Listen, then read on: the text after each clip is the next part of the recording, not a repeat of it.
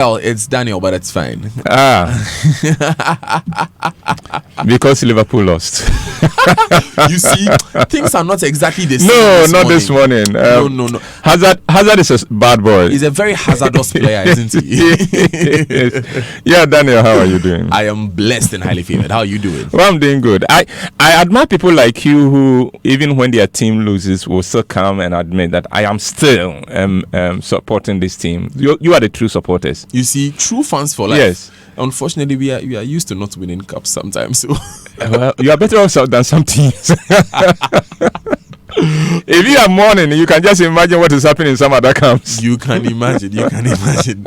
Anyway, Uncle Food for Thought is brought to you by Rovman Productions. Now, you need to buy copies of The Perfect Couple, Uncle White's second novel, and the sequel to The Deal at Joy FM, Goyle Mart, Shell Shops, and Total Marts nationwide, or through MTN Mobile Money on 054 669 4444 or Vodafone Cash on 050 554 6010 or Airtel Money on 026 109 4100 or call the hotline on 050 554 6010 and place your orders. Uncle Bo, yep. What was this morning's message? Dan, this morning I'm making a distinction between successful and successfuls. When I worked with Vodi Technic Motors in the mid to late 90s, a delegation of the leadership of a church once showed up at our showroom. Their mission? They wanted to buy the same kind of car that Bishop Dag drove. The car was Audi A6. They are seeing the successful Bishop Dag drive A6 and they wanted to buy the same car for their pastor. And they are come to discuss credit terms for buying the car.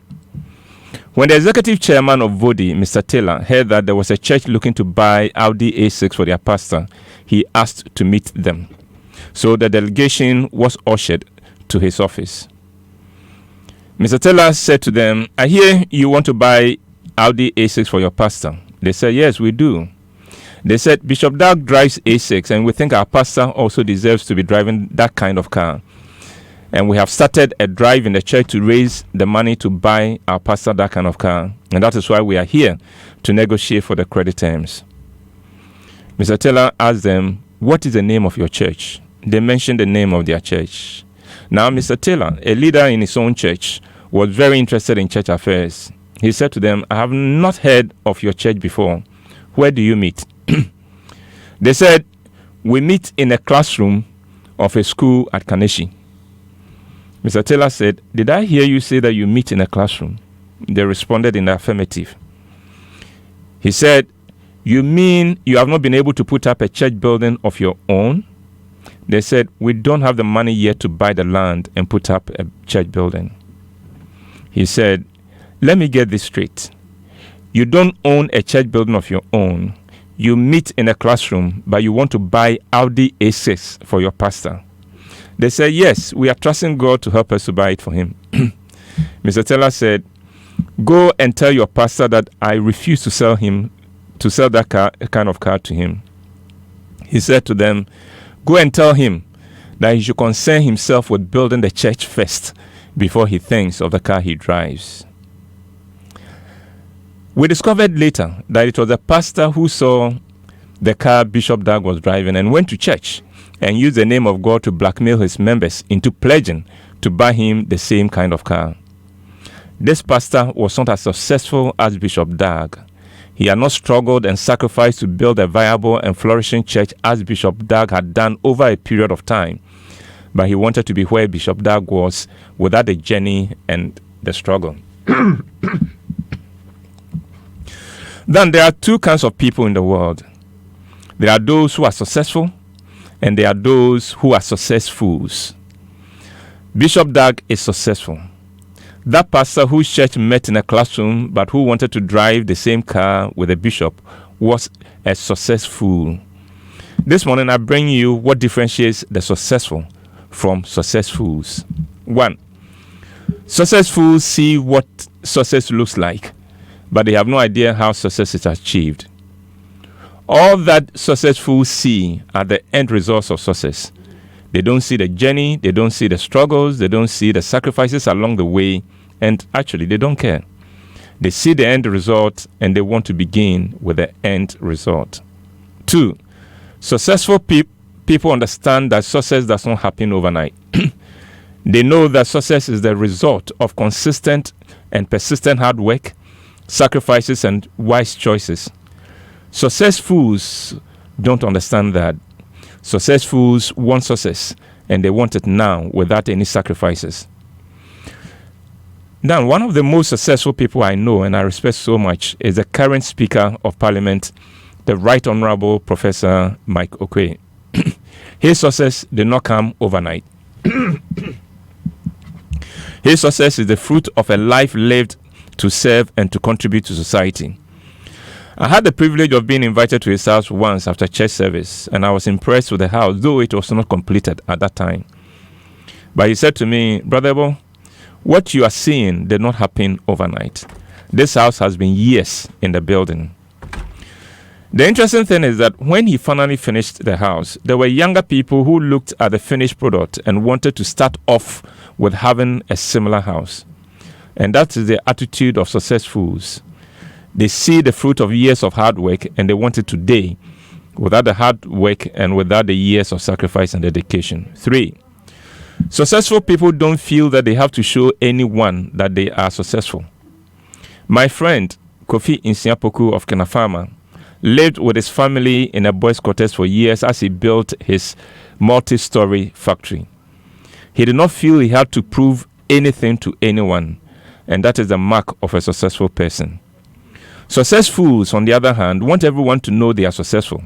So they drive cars they cannot afford, they build houses that drain vital resources from their businesses, all in the name of showing the world that they have arrived. Real successful people do not throw their weight about. Successfuls are always throwing their weight around and asking, "Do you know who I am?" And real successful people live within their means.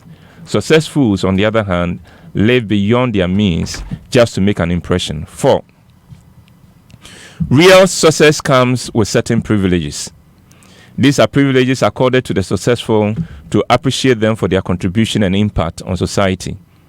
Successfuls have not made any contribution to society, but they insist on those privileges. 5, successful people keep thinking of their impact on society and continually think of giving something back to society. They understand that success imposes on them the responsibility to become positive influence on society. Successfuls, on the other hand, think of success as giving them the license to steal from and milk society. 6, successful people are not interested in giving an impression of success. Successfuls, on the other hand, are eager to give the impression that they are successful when they are not. So they flaunt the little that they have. And finally, 7, successful people go to great extents to ensure that they do not spoil their children with their success. Successfuls, on the other hand, raise spoiled children. It is such a joy to meet the children of successful people who are well behaved and respectful.